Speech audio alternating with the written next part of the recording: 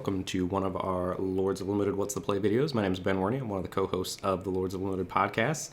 And this What's the Play video is going to focus on when to use your removal. And we've got a situation here where our opponent just played a Nadir Kraken, and we are trying to decide what to do with our turn. And as a reminder, if you enjoy this video after watching, please remember to like and subscribe.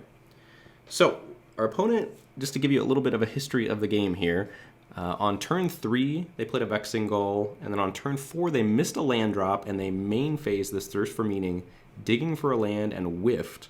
The following turn, they played Omen of the Sea, hit a swamp, and this is the next turn where they've now naturally drawn a land and played Nadir Kraken. They're pretty significantly behind because of missing those land drops and having a main phase Thirst for Meaning. So, started this turn, and I was about to just snap off Eat to Extinction on our opponent's Nadir Kraken.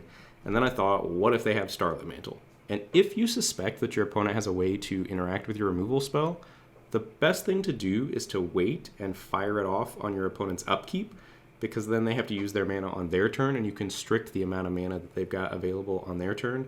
So you're going to see me start to tap my lands here, and then ultimately decide, oh, nope, I better not do that. So what I decided to do to feel out even more if they have a Starlit Mantle is to attack with both Soul Reaper and Underworld Charger, because it's pretty free, right? We're fine trading Underworld Charger with either of these if they double block, and I'm also fine trading Soul Reaper with Vexing Gull if they want to double block here. And if they go for the double block, I think that indicates even more that they have Starlit Mantle, because they don't have fear of getting blown out by removal, and they have seen a lot of instant speed removal. They saw both Final Deaths and Eat to Extinction, I think, in my deck in game 1. So I'm going to hit play here, and we're just going to watch this turn roll along. So you see me here start to tap my lands and then think, oh no, wait, what if my opponent has Starlit Mantle? And you can see they do snap off the double block here, so I'm going to slow things down a little bit. And I think this double block, it's tempting again here to fire off Eat to Extinction on a Nadir Kraken and just get the blowout, eat the Vexing Gull. But if they have Starlit Mantle, it's a pretty big disaster. And one of the main reasons I suspect this is because they're so far behind and they finally have 5 mana. If Nadir Kraken alone is the best thing they can do with their turn, that doesn't help them stabilize. You know, if they had a bigger body, like a 5-4 or whatever, that would have made more sense to play there because it would have bricked my offense.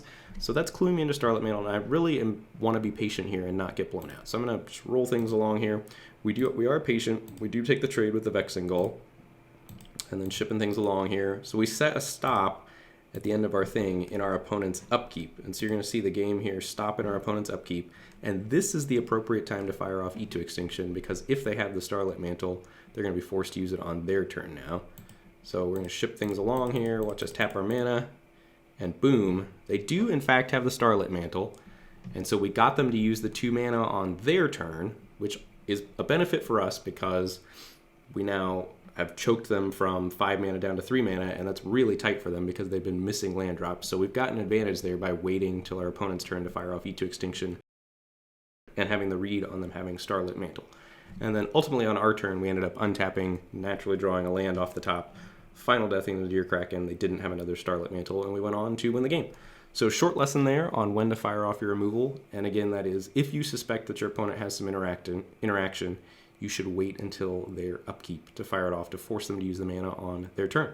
So that's it for this What's the Play video, and thank you for watching. If you enjoyed, please like and subscribe to our Lords of Limited channel. Thanks, everybody.